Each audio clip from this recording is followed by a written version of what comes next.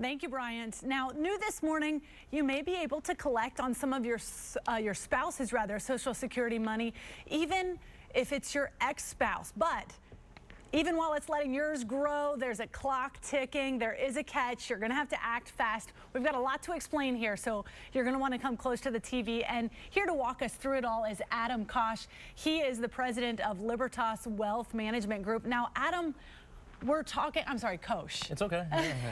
We're talking about Social Security benefits, and this is a complicated issue. So you're going to help.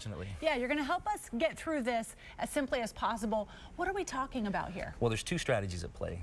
The first strategy is something called file and suspend, and the second strategy is called restricted application. And already it sounds complicated, right? Right. Well, what we're dealing with mainly is folks who are coming up on 62 and 66. Are those the ages we're looking at here? That's the magic number, yeah. So just to explain what they are first, file and suspend is, let's just say you're married, and I'm 62, my spouse is, I'm 66, my spouse is 62.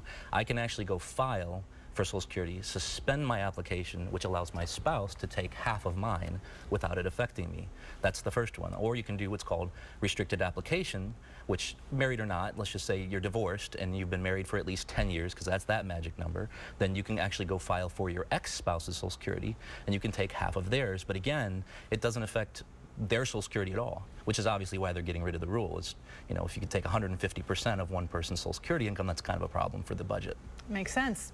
So just to kind of back up a little bit, what we're talking about here is if you're in a situation where you're a little younger than your spouse and you need to start collecting some of the Social Security money, but let yours grow, you can do this. But you can only do it for less than a month now, right? Yeah, actually, so they passed a bill back in December.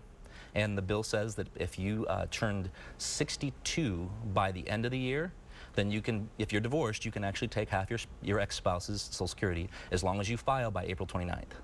And to reiterate, this does not impact them. You're just collecting your half. So they will still have their pot of money, so to speak, sitting there when they won't even know. They won't even know you're taking it. So, but again, that deadline, April 29th, that's coming up. It's so looming. You snooze, you lose, right? Snooze, you lose. 62 and 66 years old.